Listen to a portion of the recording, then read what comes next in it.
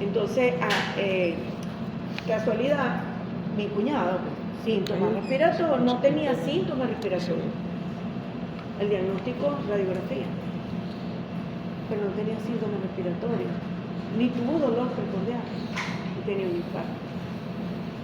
Entonces, hay que tomar en cuenta los factores de riesgo, por eso es que vemos la caja de resonancia, el contexto del paciente, que no lo ves bien, pero algo está pasando, ¿de acuerdo?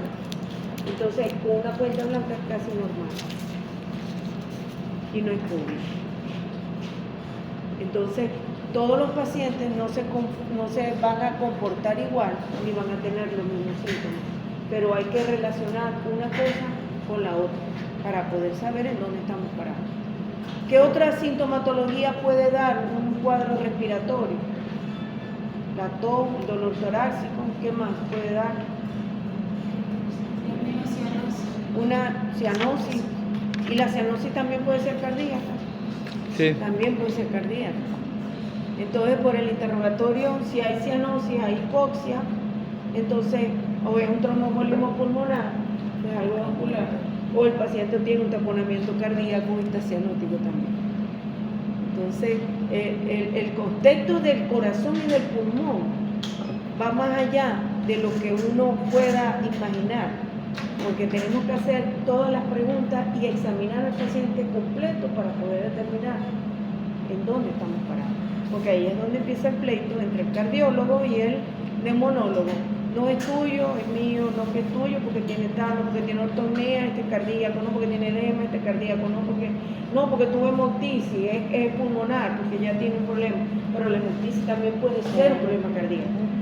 Un tromboembolismo pulmonar o una ruptura de cuerdas tendinosas con una insuficiencia mitral grave te puede dar una hemoptisis también, en el contexto del cardíaco.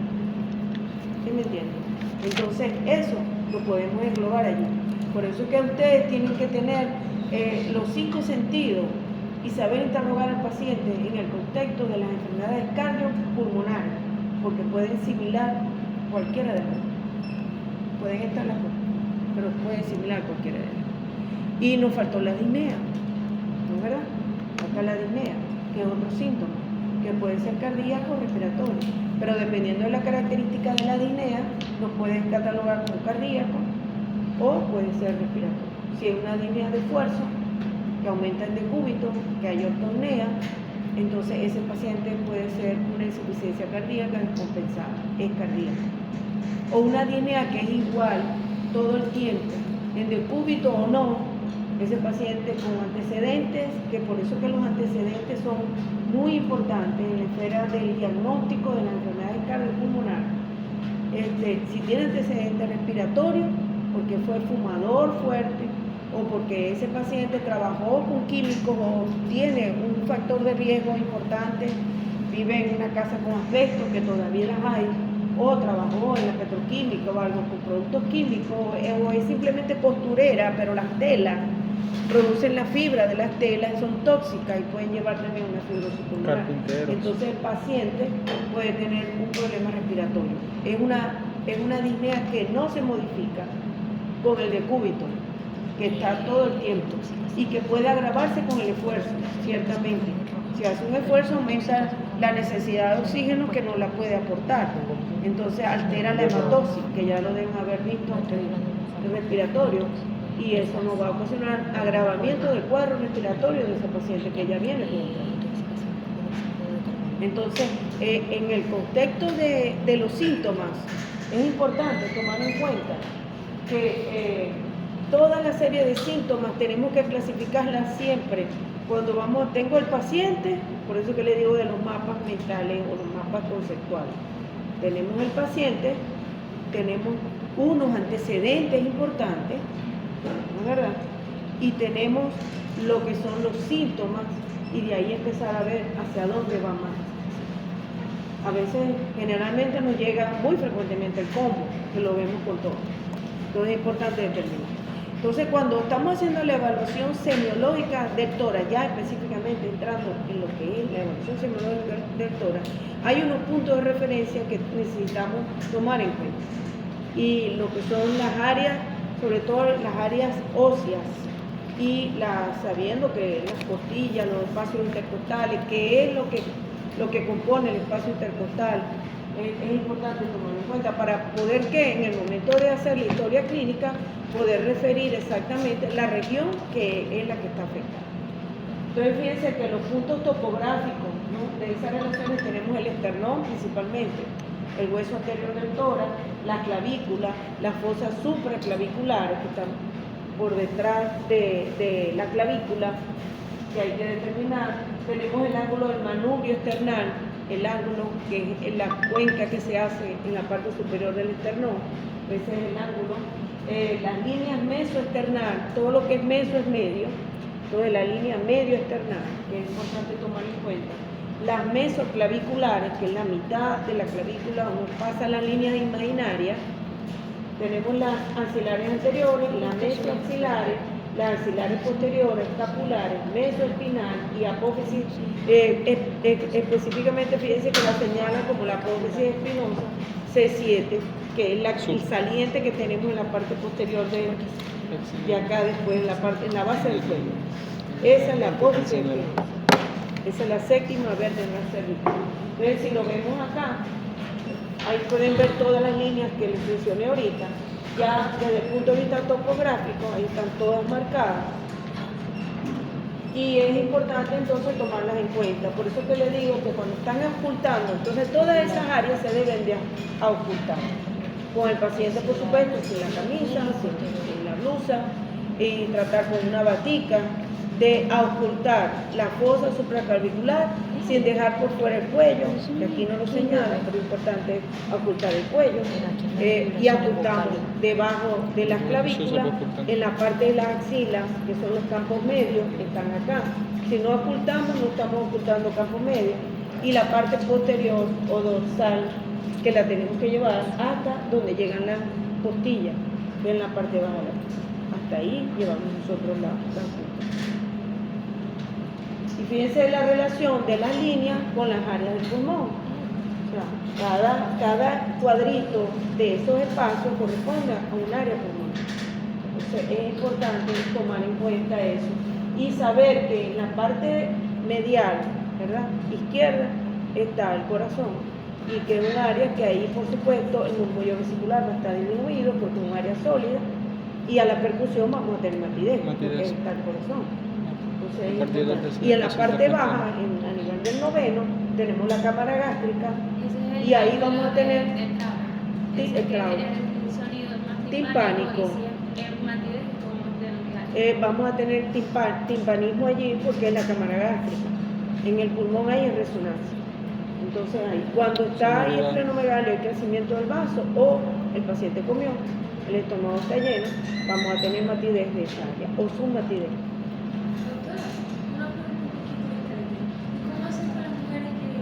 Se levanta la mano, depende, no importa, se le pone un lado, uno puede ir por un lado, claro, uno va por un lado y oculta, levanta la mama y oculta por aquí, y por arriba si se puede, toda la parte esta, ¿ves?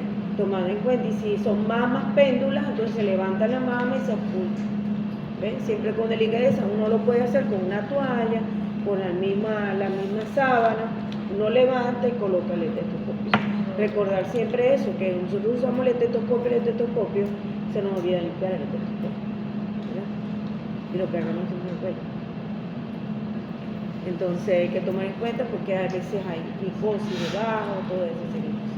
Entonces hay que tomar en cuenta, lo digo por mí también, porque entre un paciente y otro paciente, un paciente y otro paciente, bueno, pues hay que llamar al imán. Entonces, dentro de los síntomas respiratorios, el más quizás resaltante o el más común es la tos. El paciente lo que presenta es la tos y lo primero que pregunta es la tos.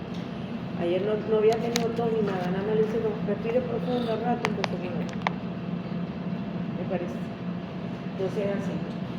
Es un mecanismo de defensa. La tos se produce porque es un mecanismo de defensa del pulmón hacia un cuerpo extraño. Hay una estimulación de los cilios, inmediatamente viene una compresión o una contracción brusca del diafragma, al cierre de la glotis, inmediatamente después que se comprime el diafragma, hay la expulsión por apertura de la glotis y salida del cuerpo extraño, ya sea secreción, ya sea objeto extraño, ya sea simplemente a veces olores irritativos te pueden dar también tos.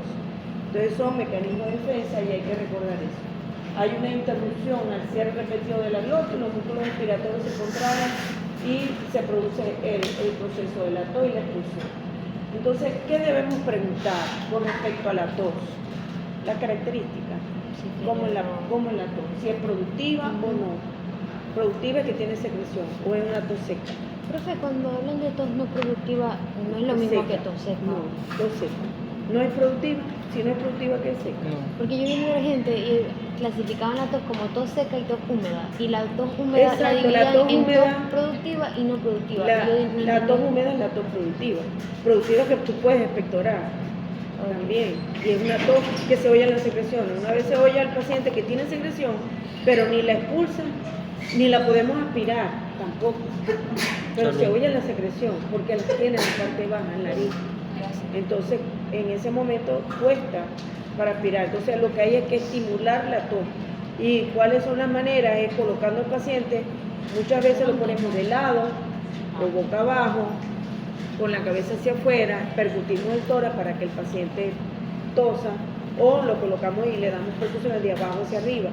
Con la cuestión del COVID, se prohibió las percusiones torácicas. ¿Por qué? Porque era un pulmón que está inflamado. Y está inflamado y con tendencia a la necrosis muchas veces, ¿no? En los pacientes graves. Entonces la tos era un proceso en el cual se consideraba traumático para el paciente con COVID. Pero si el paciente es un paciente que ya ha pasado un proceso, que sigue con la tos, se pueden hacer, porque antes también el vibrador, hay un vibrador pulmonar que es para fisio, que se coloca la vibración, estimula las secreciones, el paciente lo hace toser y puede expectorar. Por cierto, en el hospital arreglaron el que teníamos en el primer piso, lo arreglaron y tal. Yo le dije, moca con esa, porque no se le puede poner a todos los pacientes, porque pueden desencadenar más bien otras complicaciones. Entonces hay que tener cuidado. Es preferible una percusión suave, de esta manera, así, de abajo hacia arriba, para tratar de movilizar las secreciones y estimular la tos, porque lo que se quiere es eso. Entonces fíjense que puede ser voluntaria o involuntaria. Cuando el paciente lo manda a un tosero.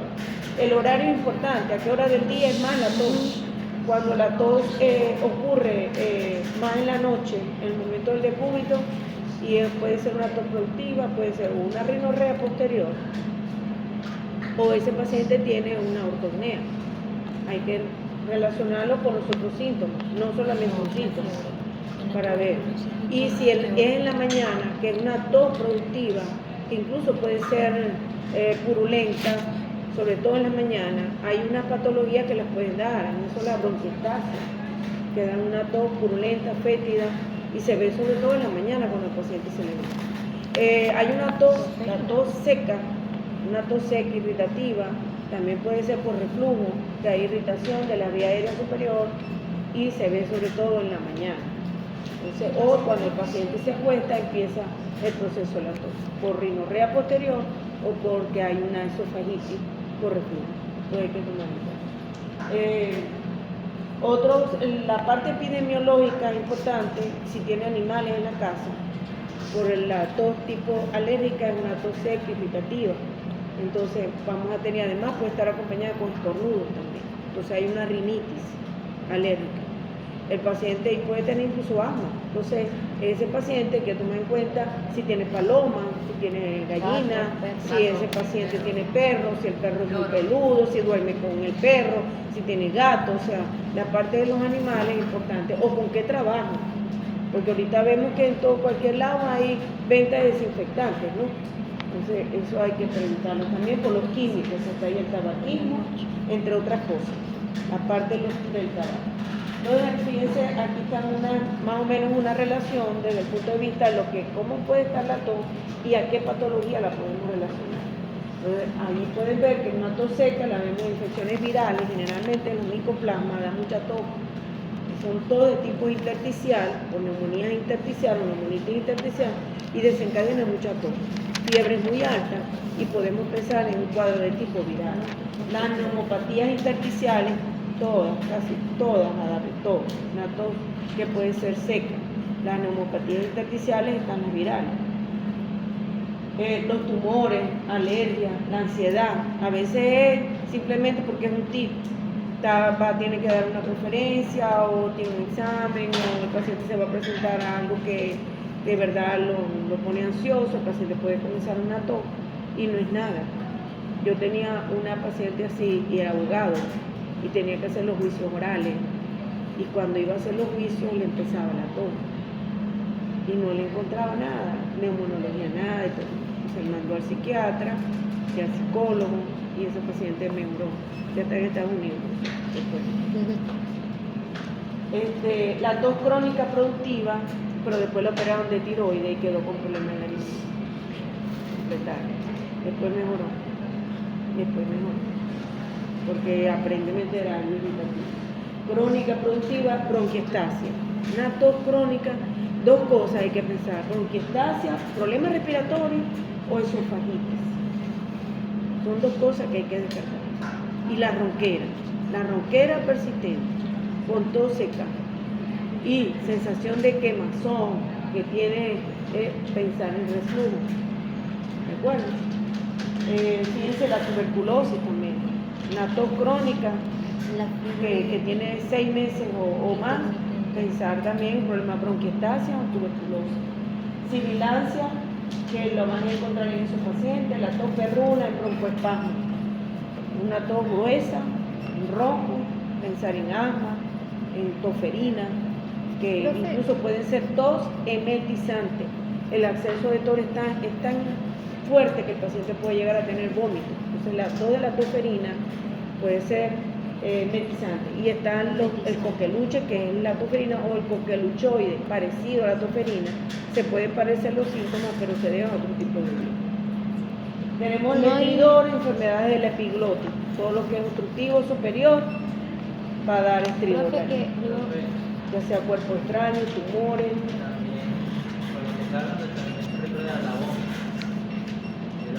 Del acceso hepático. Hepática, ¿no? Y hepática también.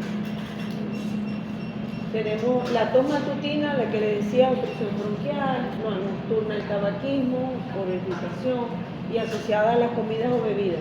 Goteo postnasal, insuficiencia cardíaca, enfermedades neuromusculares, no olvidar las enfermedades neuromusculares, miastenia gravis, por ejemplo, las enfermedades que puedan dar parálisis de los músculos respiratorios, ahí está Guillain-Barré, la miastenia gravis, la esclerosis múltiple.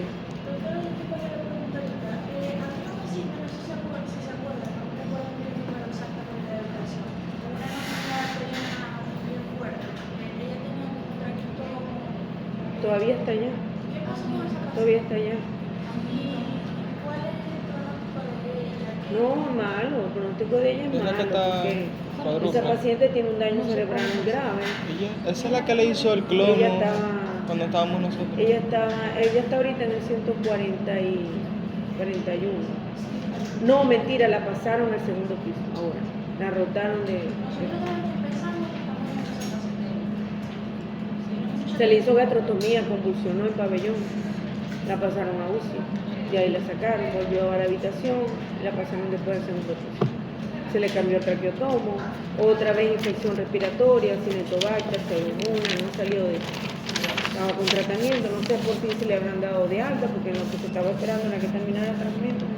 Ya las bacterias salen resistentes a todo, hasta con medicina, y era lo que estaba recibiendo, o sea, no sé cómo estará ella, porque la pasaron al segundo piso.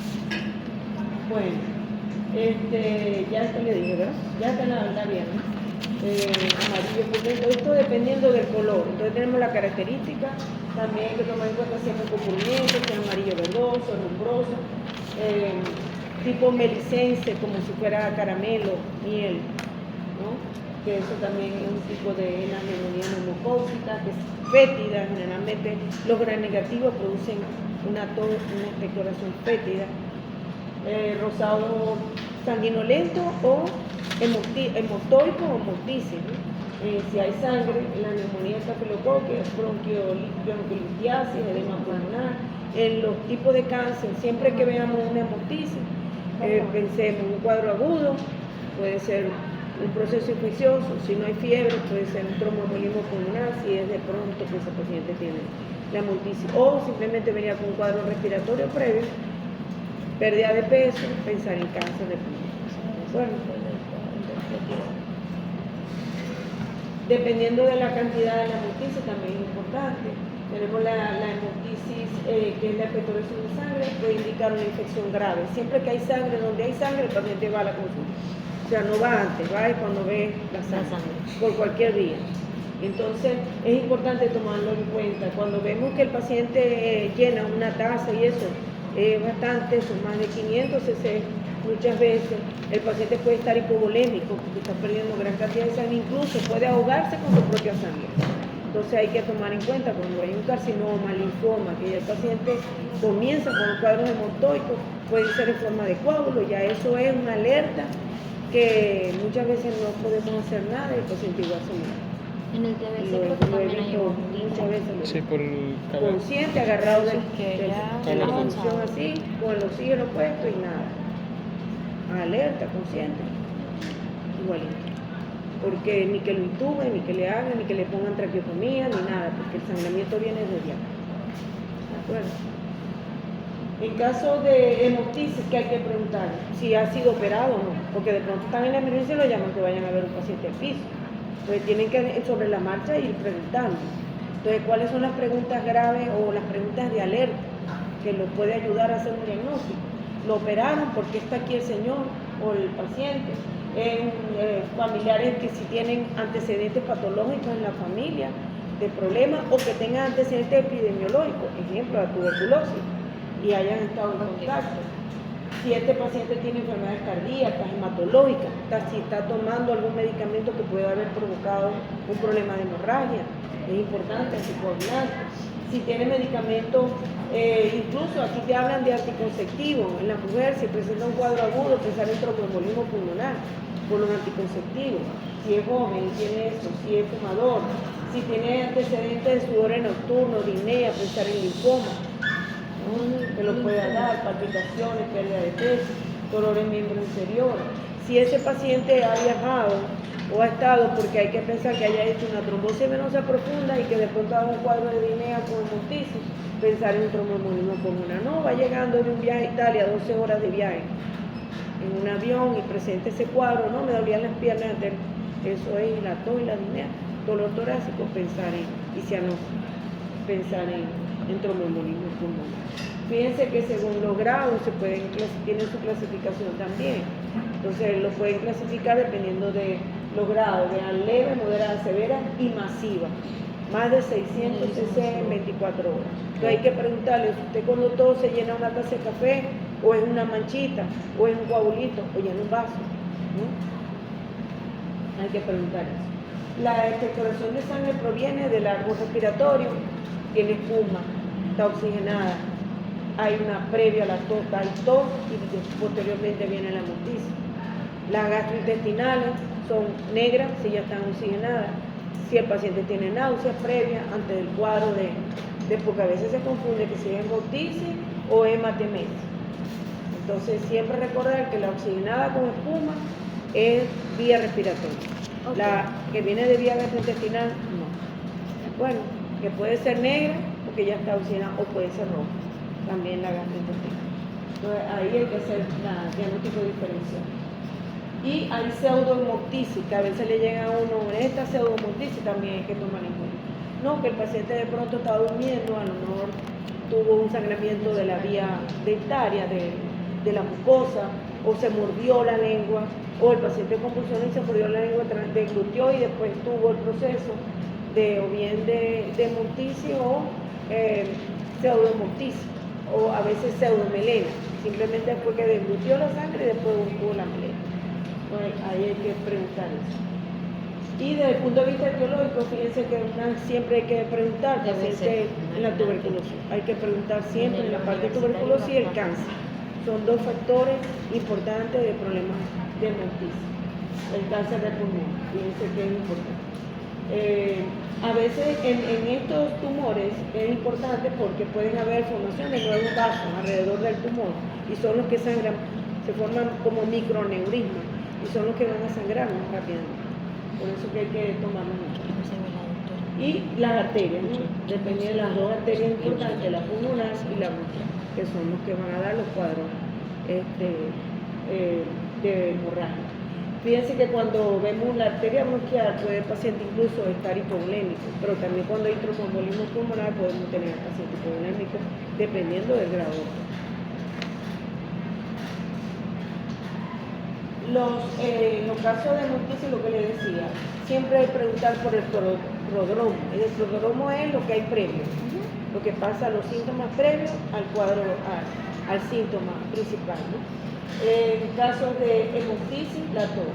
Entonces va a haber tos, inmunodependencia, náusea y vómito, antecedentes personales en uno respiratorio, cardiopulmonar, en el otro es digestivo, gastritis, acidez, helicobacter y todo lo demás. El color espumoso en el pulmonar, respiratorio, en el otro no espumoso. El color rojo vivo, el otro rojo oscuro pardo. O a veces el pozo de café, que se ve como negruzco.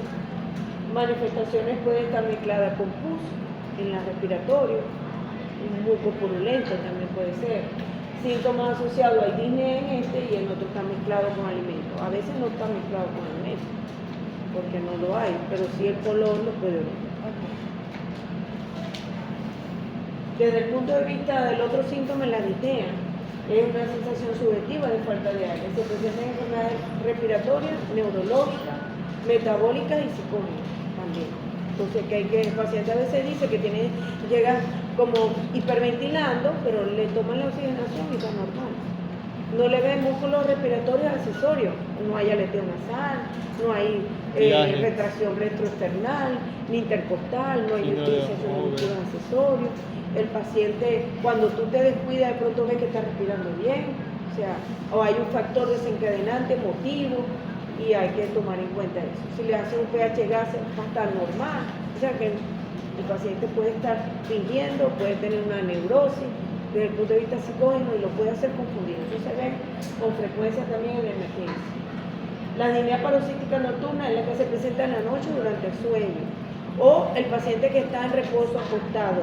Puede ser que no sea de noche, sino que está acostado en el día y de pronto se levanta porque tiene tos, tiene disnea, el paciente se sienta, espera un rato, se le pasa, y ese paciente puede tener además estar en el proceso del edema agudo de pulmón, donde vamos a encontrar la ocultación crepitante en marea ascendente, es decir, que los crepitantes van de abajo hacia arriba. Incluso el paciente no puede llegar con un burbujeo en la boca debido a la cantidad de líquido que hay en el COVID genera edema.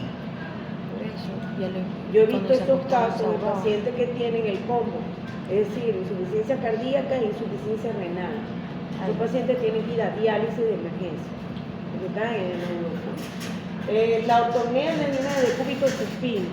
Entonces el paciente le da en la noche o le da a cualquier hora del día, se sienta, le pasa y ya, no pasa nada, ¿verdad? Si eso está asociado a edema de miembros inferiores, crepitantes, puede sospechar y antecedentes de insuficiencia cardíaca. Y la platinea es la línea de sedestación y alivio de cúbito. Es el paciente que al acostarse, lo vamos a encontrar el paciente que se sienta, o sea, el paciente que presenta disnea al momento de sentarse, pero vemos esos obesos o pacientes que tengan ascitis, entonces van a presentar disnea. Y la treponea es la disnea que mejora en decúbito lateral. Generalmente ustedes ven que el paciente siempre busca colocarse en una posición, ya sea lateral derecho o lateral izquierdo, dependiendo de dónde esté el derrame pleural. Solo vemos pacientes con derrame pleural. Si tiene un derrame pleural del lado izquierdo, el paciente va a intentar acostarse de ese lado, porque de este lado va a haber mayor expansión pulmonar y el paciente se va a sentir.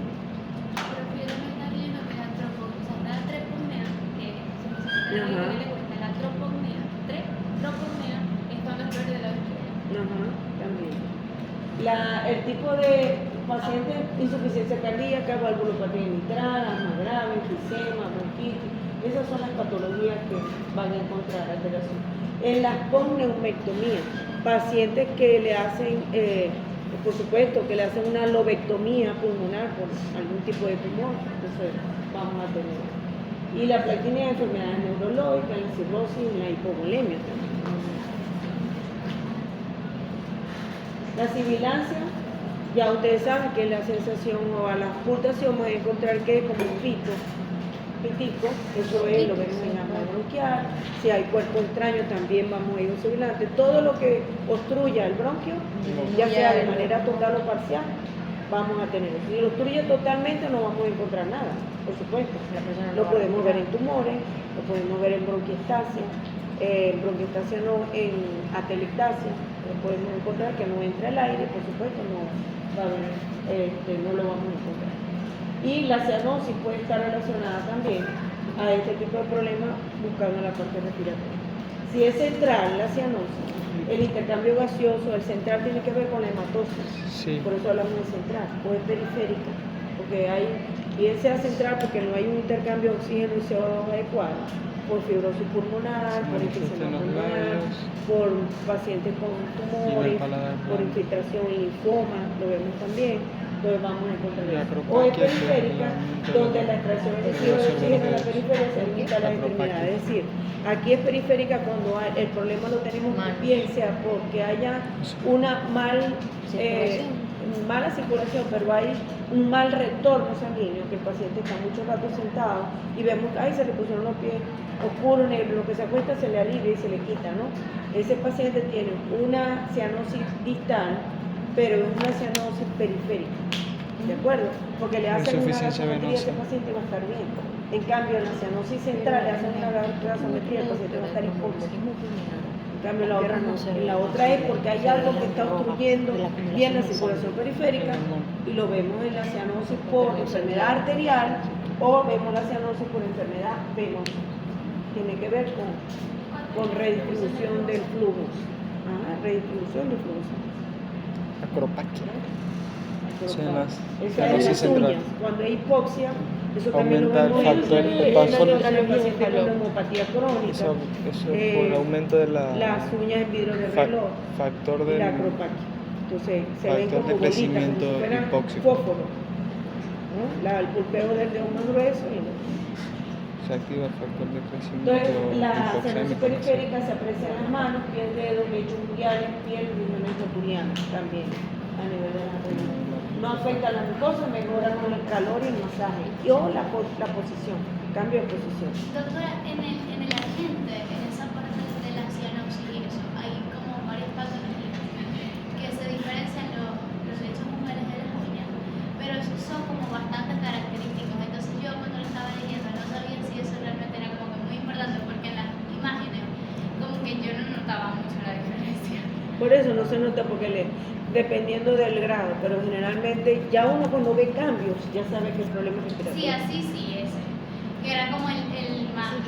Ya es respiratorio. Si es cianosis, las uñas están bien, pero tú ves puntillados, como un putillado estrellado, en forma de astilla, Eso hay que es pensar en endocarditis infecciosa, endocarditis manchas de infecciosa. ropa. Sí, también lo decía. Entonces, eso sí. Entonces, dependiendo de las características, uno puede orientarse al cuadro. Pero ya, cuando nos llegan así, el paciente tiene un enfisema pulmonar, tiene una neumopatía crónica y hay que tomarlo en cuenta porque eso es hipoxia Y crónica. por lo menos en la insuficiencia central, profe, el agente también dice que se va a observar mucho en lo que es los labios y el paladar blando porque son áreas que tienen como Muy que esa... vascularizada. Sí, y también que tienen esa afinidad para Por el mostrar oxígeno eso. también, Sí. pero pues son áreas muy vascularizadas, todos lo buscamos en la boca, son cianosis central, pero casi siempre se confunden en el momento de las preguntas del interrogatorio es la que vemos un paciente, porque ya estamos en la clínica, vemos el paciente, entonces se le puede preguntar, ¿es central o es periférico? Entonces se tienen que ir a otros parámetros desde el punto de vista clínico para poder saber si el problema es central o periférica por las preguntas, ¿no? Y puede causar telangiectasia. Sí, las telangiectasias son arañas vasculares, no son que hay dilataciones venosas, eso es venosa, que la vemos más que todo en el tórax. paciente con cirrosis hepática, porque ahí aumenta lo que es la precarga en el paciente por situaciones de disminución de la circulación de la porta. Entonces hay mal flujo sanguíneo y por eso nos aparece la telangiectasia. Igual que las arañas o la red venosa colateral a nivel del abdomen. ¿Qué se puede? Las cabezas. La cabeza de manos. Entonces, ¿qué preguntamos? ¿Dónde se localiza la cianosis? ¿Desde hace cuánto tiempo lo tiene para saber si el problema es agudo o crónico? ¿Ha tenido algún problema pulmonar? Porque necesitamos saber si es una cianosis central o periférica. Si el problema es cardíaco, si ha tenido enfermedades cardiovasculares o el problema es sanguíneo, porque tiene una enfermedad hematológica que va a impedir también la oxigenación. ¿Qué factores agravan la cianosis? ¿Es el esfuerzo, es el decúbito, es la bipedestación? ¿Qué lo va a agravar? Se acompaña de falta de aire, de tos, o sea, hay disnea que lo acompaña, hay tos, además, si hay sangrado, qué tipo de ocupación tiene el paciente. Hay alguien en la familia con problemas de cianosis, ¿verdad? Que pueda tener una cardiopatía congénita, entonces el paciente lo va a presentar también. Cianosis desde el nacimiento, hay sospecha de enfermedades de cardiopatías congénitas, si la aparición es aguda, si es por una obstrucción aguda de vías biliares, es el que estaba comiendo y se atoró, o fue un niño, un cuerpo extraño, pasó la cianosis, después se le quitó, pero después hizo el acceso pulmonar. O sea, hay que tomar en cuenta. El dolor torácico en enfermedad respiratoria suele deberse a afectación a la pared torácica o de la pleura, porque lo que duele es la pleura parietal. Entonces ahí, no confundir a veces con neuritis intercostal, que son enfermedades neuropáticas, que también sabemos que está en la costilla, debajo de la costilla pasa el nervio. Entonces podemos tener dolor digital, es decir, dolor, el paciente dice exactamente dónde le duele.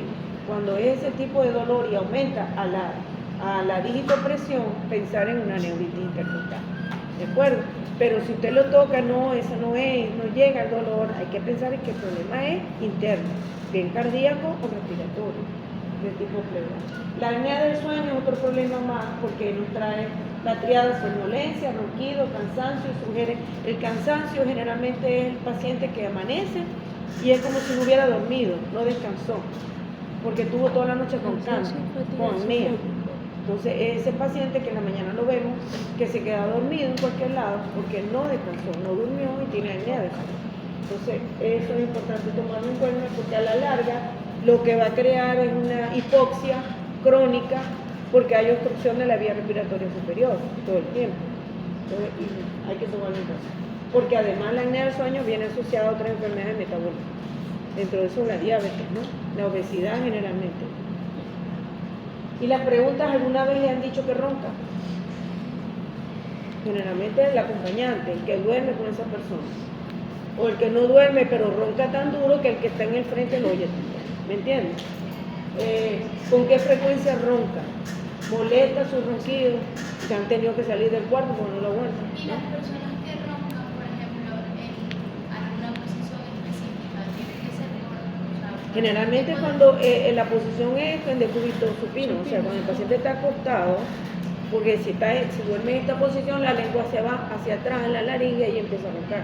Disminuye cuando se coloca de lado y es cuando puede respirar mejor. Yo conozco gente que de lado también ronca. Sí, cuando hay que ver, porque si el problema es la obesidad, ahora han sacado que si un gancho de ropa, que digo yo, un gancho de ropa en la nariz, un dispositivo para evitar el ronquido. Entonces lo que hay que evaluar bien, porque de pronto tiene adenoides, de pronto tiene las amígdalas, una hipertrofia amigdalar, de pronto ese paciente tiene una lengua muy gruesa, o es fumador o es obeso. Entonces, mejorando el estado de salud y la condición de salud, ese paciente puede mejorar mucho el ronquido. Evitar comer de noche, tarde, eso es otra cosa. Tiene que comer liviano y temprano, bajar de peso, hacer ejercicio. De la obesidad en el argente. Y verla apartada. Y a mí me dio realmente risa, porque dice como que puede aumentar un grado de macroglosia, depende del tamaño de la persona. Sí. O sea, si yo soy obesa me crece la lengua. O sea, ronco. Mira, a mí me tocó intubar a un paciente una vez. Dios mío, qué lindo. Horrible. El paciente murió. Ay. El paciente murió, estaba muy grave. Lo intubé, pero me costó, porque una mira, hay signos que busca siempre el anestesiólogo, que se evalúan para ver si va a ser intubación fácil o difícil. presínate muchas veces cuando veas un cuello corto. Horrible. Cuello corto, grueso. Lengua gruesa. Arcadas dentarias, dientes grandes. Difícil. Tienen que caber 4 dedos en la boca para saber si puede intubar o no. Entonces- Si hay laxitud de la mandíbula, porque puede que tenga desgaste mandibular y la boca es como él mete el laringoscopio, levantar allí. ¿Ah? Entonces es complicado. La lengua gruesa hace que sea difícil. La lengua gruesa. Un accidente cerebrovascular. Entonces es complicado eso. Entonces hay que poner la lengua a un lado. No, es una lucha titánica, pero se puede hacer, ¿entiendes? Ok, Pero es complicado. Cuello corto. yo tengo. Bueno. Otro síntoma, el estridor. Se debe a obstrucción del bronquio principal, broncoaspiración también. Cambios de la voz, es importante, la ronquera, la difonía. Ese paciente, saber si tiene problemas de cuerdas vocales, o el problema es de parálisis recurrente, o es un problema de tipo neurológico, ¿no? Neurovascular, o fue operado de tiroides, tiroidectomía y una lesión recurrente. Entonces, es importante saber eso, porque eso a la larga va a traer problemas de broncoaspiración y trastornos a nivel de respiratorio. Edemas de tobillo porque se relaciona con insuficiencia cardíaca, no solamente, mixedema también, hipotiroidismo. Se toman en cuenta esas patologías. Y aquellos pacientes con hepatopatía crónica que pueden tener anasarca, o de pacientes desnutridos con hipoproteinemia pueden tener anasarca, es decir, edema en toda la serosa. Eso va a haber derrame pleural, ascitis, el paciente va a tener edema intersticial, edema de miembros inferiores. Entonces hay que tomar eso. Entonces, en la exploración física tenemos ya lo que es la inspección, la palpación, la ocultación y la percusión, ¿no? En la inspección, por supuesto, que es la observación, tenemos que a ese paciente evaluarlo de manera completa, porque yo no puedo saber si es algo solamente respiratorio si no he visto el resto de las piernas o no sé cómo está el paciente en el cuello. Porque aquí hay que evaluar bien el cuello, si hay irritación yugular, si ese paciente tiene tumores, adenopatía, pensar en linfoma, o el paciente vemos que tiene tiraje o tiene aleteo nasal, tiene músculo respiratorio, problema respiratorio, o ese paciente le vemos que tiene un corazón hiperdinámico con una taquicardia, un punto de máximo impulso que está fuera del área de la línea medio clavicular, y vemos incluso que este paciente además tiene problemas de lo que es edema en esclavina, que es el edema en la parte superior del tórax con irritación yugular, edema de miembros superiores, pensar en que hay algo mediastínico que está comprometiendo lo que es la circulación, tanto venosa como linfática. Entonces el paciente puede tener un tumor de mediastino, puede tener un linfoma, puede tener un timoma, puede tener un tiroide intratorácico, o puede tener un síndrome de vena cava. Todo eso conforma lo que es el síndrome de vena cava, porque hay irritación, aumenta lo que es la presión a nivel de la precarga y el paciente va a estar mal, porque eso produce cianosis, cuando nosotros vemos eso, a veces le llegan los pacientes y uno le ve las venas ingurgitadas de miembros superiores. Hay que pensar en eso. Edema solo arriba, algo ahí en pulmón, en mediastino, que hay que dejar. Entonces, hay que tomar en cuenta la postura del paciente, es importante. ¿Cómo nos llega ese paciente? Nos llega porque tiene una insuficiencia respiratoria, que es gótico, llegan así, como si fueran palomas, ¿no? ¿Verdad? ¿Por qué? Porque buscando aire, sede aire, para tratar de aumentar la capacidad respiratoria, que no lo van a lograr, porque ya hay una enfisema pulmonar, ya el paciente llega más cianótico, uno le ve los labios morados, ya hay una cianosis central ahí. Entonces, o el paciente simplemente nos llega que no se quiere acostar y vemos que está agitado, lo vuelves a acuéstese en la camilla, el paciente intenta levantarse otra vez, está agitado, le ponen un Aldol o lo que sea, no, hay que ver por qué está agitado, es porque hay crepitante, es porque el paciente tiene ortopnea, es porque el paciente hay edema, entonces es una insuficiencia cardíaca. O vemos que el paciente nos llega con una ascitis, ¿verdad? Con un abdomen distendido, lo vemos con revenosa, póngase que no tenga revenosa, pero tiene edema, tiene ascitis y hay antecedentes de alcoholismo. Entonces pensemos, o tuvo una hepatitis B, pues pensemos en una cirrosis hepática. Doctora, Que el edema es porque hay derrame pleural, porque están en la cerca, porque bajan las proteínas y el paciente lo baja. Entonces la posición del paciente, la postura, como nos llega, como lo vemos, porque a veces lo que estamos interrogando y viendo al paciente, cómo se está comportando. Uno tiene que ser muy observador. Entonces ahí podemos ya empezar a hacer una probabilidad diagnóstica.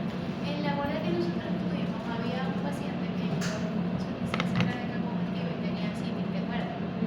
Y le estaban haciendo una paracentesis, pero no sé si él tenía inhabilitación muscular, porque no sé, además él no se quería acostar. Él quería Qué estar bueno era tenía, solo ¿verdad? sentado y estaba así como Insuficiencia estaba muy cardíaca. alterado. Y decía, no me van a hacer preguntas ahorita. No me hablen. No me Claro, pues se hablen". ahogaba. Entonces lo otro es la voz. Fíjate que por ahí saqué lo de la voz. La voz no es solo ronquera del paciente, sino que también la ronquera también lo da el hipotiroidismo, ¿no? Causa de ronquera, el cuerpo bronquial. Entonces, el paciente también puede tener el cambio de la voz que te está hablando y no mantiene una comunicación, una frase completa o una oración completa. La comunicación es entrecortada, se cansa, tiene que tomar pausa. Ya eso indica que el paciente tiene disnea, que tiene un problema respiratorio. ¿De acuerdo? Eso también es importante tomarlo. Respira con los labios fruncidos. Entrecortado. Respira así O para piensa poder en este aumentar la plan presión. buscando aire. Ya cuando lo ves, pérdida total, como digo yo. Ya cuando llegan así, pérdida total. Ahí estaba, el de ayer, allá le dieron de alta, que tenía un derrame pleural completo, todo el pulmón del lado izquierdo lo tenía tomado. Bueno, yo estuve ayer. Ese señor, un viejito, le dieron de alta en la noche. Sí. Lo vieron, ya, está terminal. No se puede Ese hacer es un nada. señor que está terminal. Todo lo que tiene tumor, más derrame. ¿Entiendes? Entonces, ¿qué vas a hacer? ¿Qué vas a apoyar ahí? Cuando lo que hay es metástasis. Entonces, por eso es que hay ¿Y que qué edad detener. tiene? Señor mayor, no sé qué edad tenía. Yo creo que unos 70 y pico, 80 años, por ahí está. Bastante mayor. O se veía muy mayor. Bueno, la postura del paciente. La infección del cuello, ya les dije. Revisen. Y cómo está el resto del tórax, ¿no? El diámetro anteroposterior uno lo ve incrementado en pacientes con enfermedad broncoobstructiva crónica. Puede haber un pectus excavatum o un pectus carinatum. Bueno, ahora lo vamos a O en ver, personas que que lo estén vemos acá, con mayor edad. ¿verdad? Los diferentes tipos de tórax, así lo podemos encontrar. Pacientes, fíjense que la posición, la escoliosis, pacientes con lordosis, eso va a afectar a la larga, afecta lo que es la respiración. Todo lo que es la lordosis, la escoliosis, los trastornos de deformidad de columna, nos va a llevar también a tener enfermedad respiratoria crónica. Hay una deficiencia con él. La evaluación con respecto a la respiración, en el momento que estamos examinando y estamos tomando la frecuencia cardíaca, podemos después, como les dije, quedarnos y evaluar cómo está la respiración.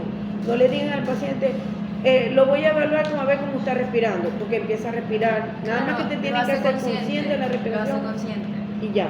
Entonces tú simplemente observa la profundidad de la respiración, el ritmo de la respiración, la frecuencia respiratoria la cuantifica, por supuesto. Ver la característica, cómo es esa respiración, si hay pausa o no. Entonces, desde ahí hacemos la clasificación. Fíjense que de 14 a 20 respiraciones son normales y vamos a tener taquipnea porque tiene que ver con la frecuencia. Entonces, taquipnea o bradipnea o apnea. Debajo de 14 Bueno, hipernea son respiraciones profundas, que toma aire profundo y bota. Puede haber una taquipnea con respiraciones profundas y entonces hablamos de pulmón 1. También se que le son las conoce respiraciones a la acidóticas. hipernea como baticnea. Es todo lo que produce acidosis metabólica, Sí. ya sea láctica, ya sea hepática, Diabética. ya sea Doctora, diabética una pregunta. o cetoacidosis. En esos pacientes se puede ver, o sea, la respiración que venga del abdomen. Yo Claro, también. al observar ya tú estás viendo Profe, si la yo respiración también- del hombre predomina la abdominal. la muela torácica, Yo leí pero eso en el ¿qué libro. puede pasar? Que se puede invertir, Sí. porque tienes un tórax rígido, lo que vas a ver que la barriga Es que la señora Carmen respiraba demasiado con el Las mujeres tienden a ser costal Las mujeres superior. más costal Entonces, superior y los El hombre costales costa inferiores. abdominal y los niños evaluar todo abdominales. eso, evaluar todo. Aquí también, fíjense que yo creo que aquí están los tipos de respiración. Entonces, Respiración la nerviosa. apnea, por supuesto, el paciente no respira. Entonces, cuando vemos Chain que un paciente stone. no respira, no tenemos que salir corriendo de una vez, sino que vamos a observar, está cianótico, tiene una pausa prolongada, pero después arranca a respirar, no tengo que intubar ni dar masaje cardíaco, ¿no? Sí. Entonces tengo que darle chance, entonces tengo que clasificar la respiración. O es una respiración irregular, que el paciente no mantiene un patrón, hablamos de respiración de Bayes, generalmente este tipo de Eso respiración sucede cuando hay Yo había problema escuchado que cerebral. la de respiración Como de Biot meningitis. era como la de Chain Stop, pero la de Tiene una Biot no es, pausa. ajá, es como en escalera, empieza a subir, comienza a llega a bajar un punto clave Y desciende. empieza a y descender. creo Y que hay un luego hay periodo de de apnea. apnea. Periodo de apnea Y luego otra ajá. vez. Es más regular. Sí. O sea, porque irregular es la de Entonces, Biot. tenemos la gráfica de la respiración. Fíjense que este tipo de gráfica, también cuando se ponen los monitores para medir las frecuencias respiratorias y todo, que lo tenemos en los monitores, podemos ver el tipo de respiración también, cómo está fluyendo la respiración de ese paciente, cómo se está comportando. Entonces uno tiene, más o menos dependiendo de lo que tenga, la chain stop cerebral cardíaca, Eso es, creo que es frecuente Biot de es insuficiencia cerebral. cardíaca. pensar en acidosis. Vaya, La de Bayes, cerebral. encefalopatía, Meningitis. meningitis, enfermedad de hipertensión neurocraniana, podemos tener ese tipo de respiración. Y ver la respiración. Si está bradicneico, no vas a esperar que caiga en un paro. Si ya tú ves que el paciente está dejando de respirar o los periodos de apnea son muy prolongados y tiene una condición que ya tú sabes que puede morir, que puede hacer un paro, tienes que adelantarte. ¿A qué? A la intubación. Intubar y conectar al ventilador.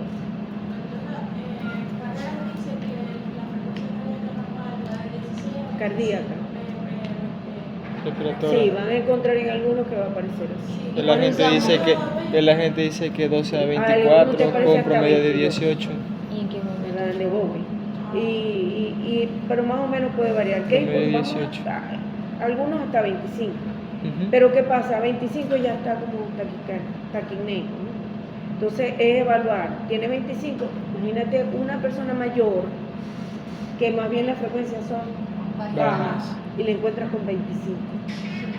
Entonces, además está asociado con taquicardia, eso no es normal. Si está taquicneico y tiene palpitaciones, puede tener un infarto sin dolor. O el paciente puede estar deshidratado y está acidótico. No va a tener. Si es un problema de tallo, por supuesto, el paciente puede estar en una parada respiratoria, porque ahí es donde está el centro de la relación, lo que es el sistema reticular ascendente, la conciencia y lo que son los núcleos de la respiración están en el tallo. Por eso la pregunta esa que estaba por ahí, si no hay pérdida de conciencia ni nada, no es tallo. No me acuerdo bien la pregunta, pero por ahí me le hicieron, le dije yo, la conciencia cómo está. Tampoco me quiero acordar. Creo que... Ay, ¿se trancó? ¿Se apagó? No sé. Con la otra profesora se había apagado una lámpara. Sí, pero la computadora se la Pero ella es que la puso a cargar. Para traer nosotros.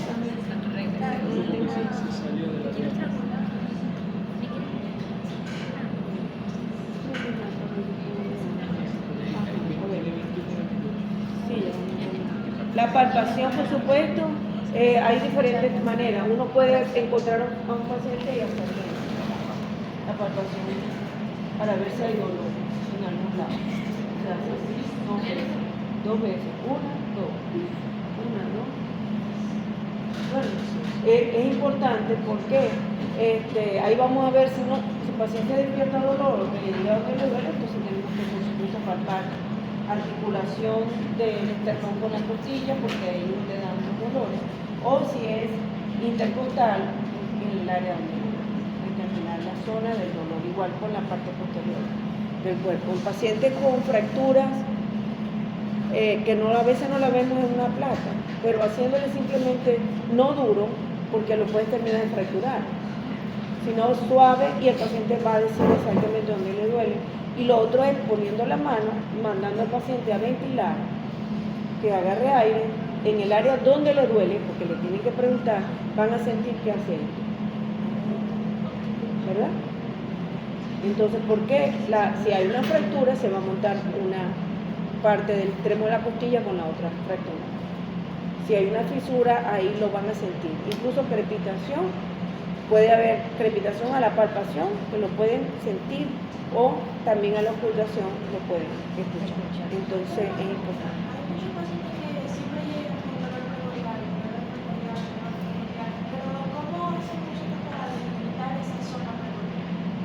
O sea, Dolor precordial. Primero, la característica del dolor, para saber si es infarto o no. Y después, dígame dónde le duele. Siempre te pregunten dónde le duele. Señáleme dónde le duele. Si ella me dice un área específica, ustedes palpan allí. Si a la palpación donde él dice que le duele no le da dolor a la palpación digital, quiere decir que el problema no está allí.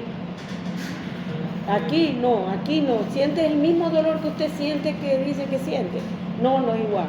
Hágale un momento. Porque puede ser un infarto. ¿De acuerdo?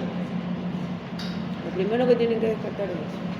Entonces, las zonas de hipersensibilidad, la simetría, la excursión torácica en la percusión, es la expansión pulmonar.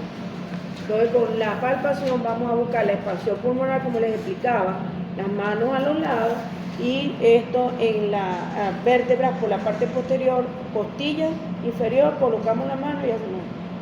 Y le mandamos con los dedos, al respirar, los dedos se separan, apenas lo sobreponen. En la parte superior, para ver lo que son los lóbulos superiores, en la séptima vértebra cervical colocan esto en los espacios huecos supraclaviculares y colocan los dedos en la séptima vértebra, que respire igualito.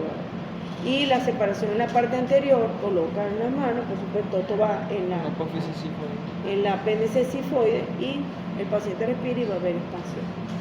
Eso lo van a hacer.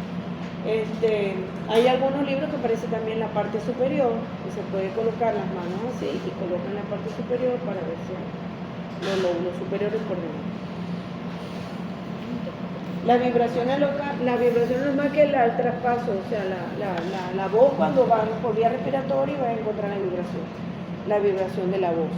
Eso lo vamos entonces a llamar frémito vocal. Entonces se coloca igual las manos y diga 33, van una mano a otra. Van percibiendo si es igualita el frémito. El frémito no pueden poner las manos arriba de los huesos, porque por supuesto no va a haber vibración.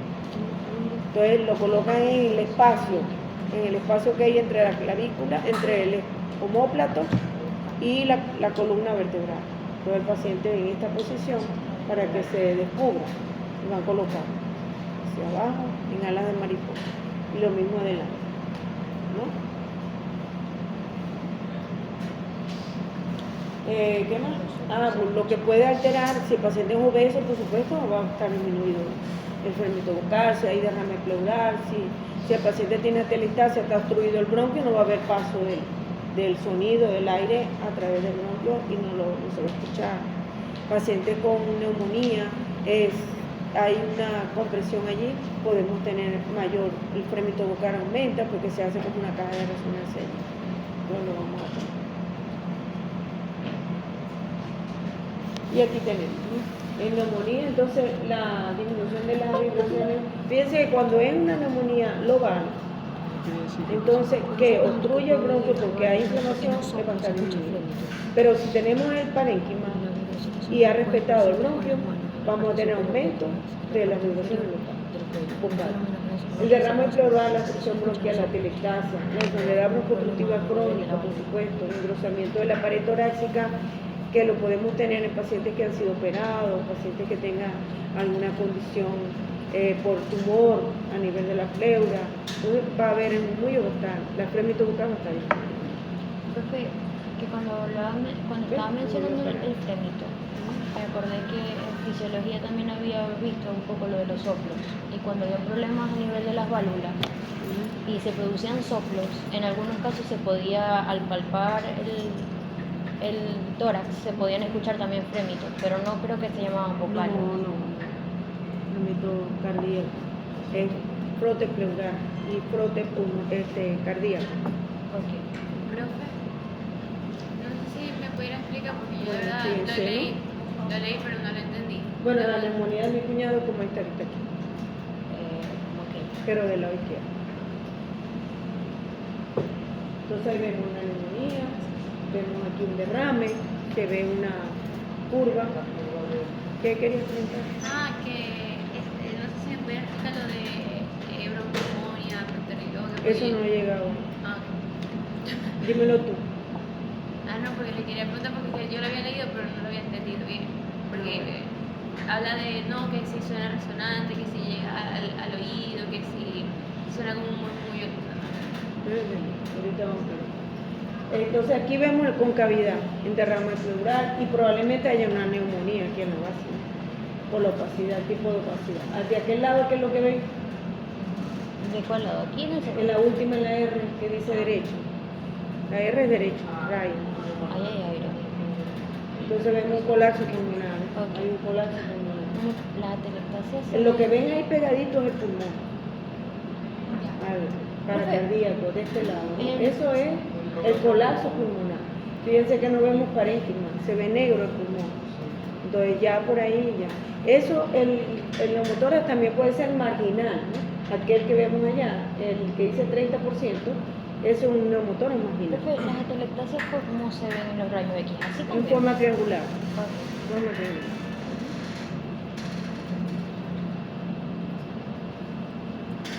Entonces la percusión crea, vamos a ver las vibraciones, que es lo que se transmite en el momento de la percusión es resonancia.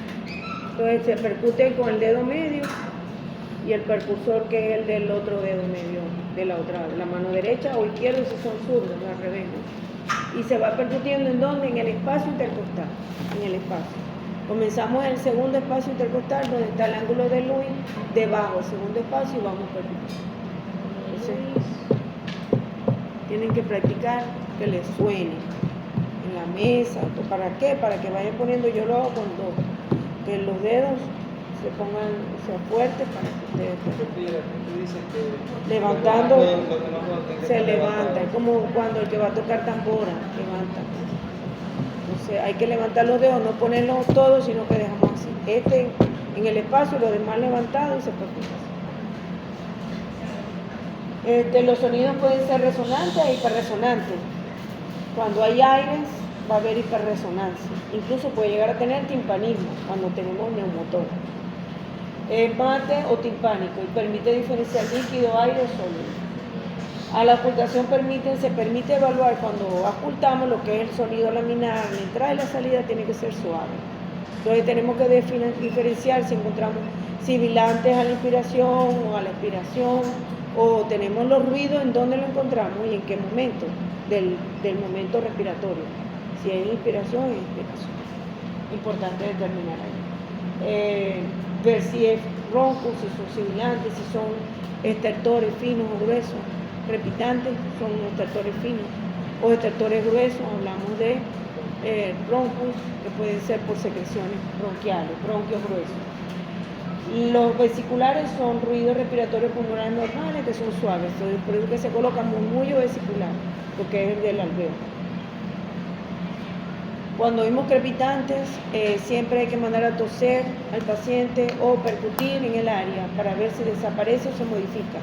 Si eso ocurre, quiere decir que es un estertor, ¿de acuerdo? Que es secreción. Broncovesiculares se detectan mejor en la expiración y los bronquiales son más intensos, de tono alto. Generalmente es a la inspiración, cuando lo vamos a encontrar. Y duran más en expiración. El momento expiratorio es más largo que el inspiratorio, normalmente. Los traqueales son de aspecto, todo lo que es vía aérea superior, son gruesos, roncos. La tonalidad de la voz, entonces ahí está, lo de broncofonía, egofonía y pectoriloquia. Eso lo vemos en neumonía. Entonces, normalmente, fíjense que se oculta la voz clara, intensa y aparece en consolidación, la broncofonía, que es lo que le digo de la neumonía. Si hay una neumonía, eso es una neumonía o un síndrome de consolidación. Está consolidado como a ese paciente, al decirle que diga, ejemplo, que hable o ustedes le hacen alguna pregunta y ocultan, se va a encontrar lo que le colocan en el estetoscopio al paciente, lo que habló, lo van a escuchar completico, como si fuera un parlante. ¿No? Eso lo vemos en neumonía. En la egofonía, el sonido es I, se escucha como EI. Ustedes le dicen que diga I, van a escuchar EI, porque puede haber secreción. Son también comprimidos y hay en el derrame pleural, o sea que te va a modificar el sonido. Y el otro que es la pectoriloquia, el susurro de la voz, el paciente diga algo bajito, susurrado, se va a encontrar más intenso y claro y aparece también en neumonía. Entonces estos tres son sonidos patológicos que se ven en pacientes con neumonía o con derrame pleural. Entonces, la broncofonía y la pectoriloquia lo vemos en neumonías puras, pero cuando hay neumonías con derrame podemos encontrar egofonía, ¿no? Que en vez de I, diga I, vamos a encontrar EI, como si dijera EI, y así se oculta. Y eso es a la ocultación. Antes lo que se hacía era pegar el oído, porque antes el examen no era con el estetoscopio, sino con el oído. Por eso decía susurrado también. Pero ahora con el estetoscopio uno puede ocultar y se puede hacer. Bueno, por ahí lo pueden... eso es una página donde está el sonido y por ahí lo pueden ver. Para que vean cómo se oye, lo pueden tomar. En conclusión, es importante identificar claramente los síntomas respiratorios. Los síntomas respiratorios deben relacionarse clínicamente siempre con la patología pulmonar, torácica o cardíaca. Solas no podemos hacer diagnóstico en un solo síntoma, tiene que ser todo. En la evaluación semiológica doctora debe aplicarse el método clínico que es la impresión, la palpación, la ocultación y la percusión para poder llegar a un diagnóstico. Y se debe evaluar el tamaño, la forma, la simetría, la función torácica, la respiración, el tipo, el ritmo, la frecuencia. Las mamas que las dejamos por fuera, ¿no? Las mamas se divide las mamas en cuadrantes. O sea, el área de las mamas es el pezón, la glándula mamaria, dividido en cuadrantes y llegar a la raíz de la mama, que es la axila. Tenemos que ir de la axila hacia la mama, porque viene desde el punto de vista embrionario, nace desde la axila. Entonces podemos tener mamas supernumerarias, eso es patológico, hay que mandarlo a operar, porque se pueden transformar en cáncer muy frecuentemente. Tenemos que evaluar de manera con las manos en la cintura. También se puede el autoexamen, el paciente en forma pendular, que baje y se ve en el espejo, las dos deben de caer igual. Si hay una retracción de una mama y la otra, quiere decir que la patológica es la que se retrae. Si vemos piel de naranja a nivel de la mama, que se forma una piel de naranja, está infiltrada, está patológica. Puede haber una mama más grande, pero puede ser normal. Eso es desde el punto de vista clínico, no necesariamente es patológico. Puede ser normal. Lo importante es a la palpación que no haya nódulos, porque se tocan cuadrantes. Uno va y de manera, como se hace desde el cuello, se hace el de la mama. De forma circular, semiflexionado, los pulpejos de los dedos y se palpa.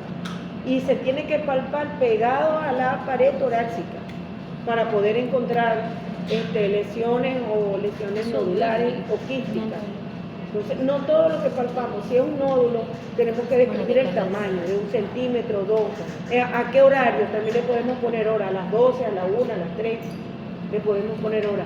Cuadrante superior externo, superior interno, inferior o inferior interno o inferior externo. Área retroareolar, si lo palpamos, encontramos en el pezón que está en la parte posterior y palpamos, encontramos un nódulo, entonces decimos está retroareolar, o está en la región areolar, que lo vemos superficial en el área del pezón. También hay que hacer presión del pezón para ver si hay salida de líquido. El líquido, si es lechoso, si es galactorrea, si es leche y no está lactando, ¿no? tiene un o tumor sangre, hipoficiario. o Sí, es también. seroso, o este paciente simplemente tiene dolor, también determinado. Si el pezón está umbilicado hacia adentro, entonces, o está infiltrado y lo vemos hacia afuera, duro, esa aureola y ese pezón está patológico. Entonces, eso debemos determinar. Y luego hacemos el rastreo, que es el arrastre, mejor dicho, de la axila, palpando, buscando ganglios, y nos vamos con el arrastre hacia acá. Normalmente yo no debo palpar nada.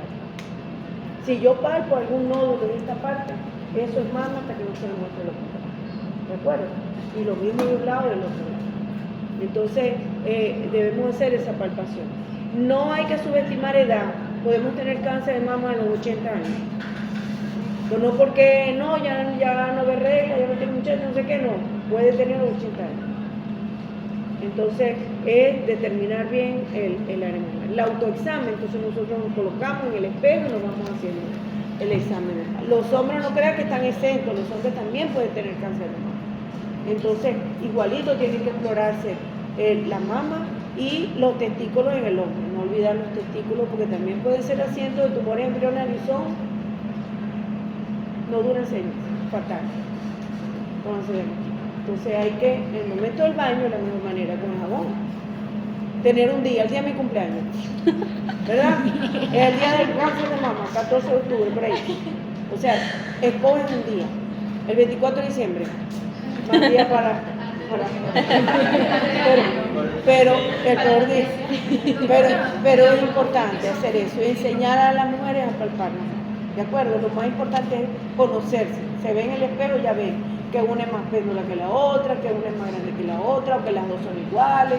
Si tiene implante, ¿verdad? Entonces igualito se puede palpar, el implante está por detrás, la glándula por delante, entonces se palpa las manos. Eso no impide que no lo vayan a hacer. Entonces es importante no olvidar eso, ver si existen ruidos agregados y todo.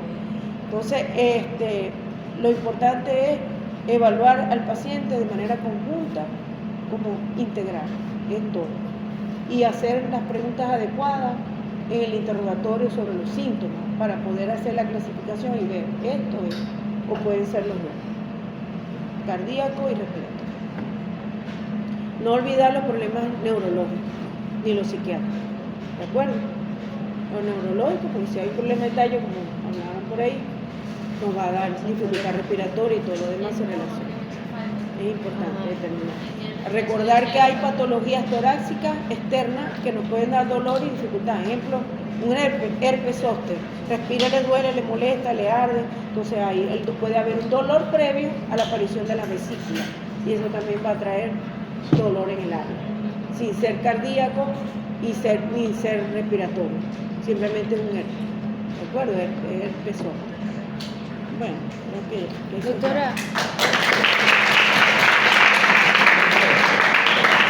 eso es importante. El tratamiento sin la prevención es simplemente insostenible. Por eso que es importante hacer prevención. Factores de riesgo y eliminar.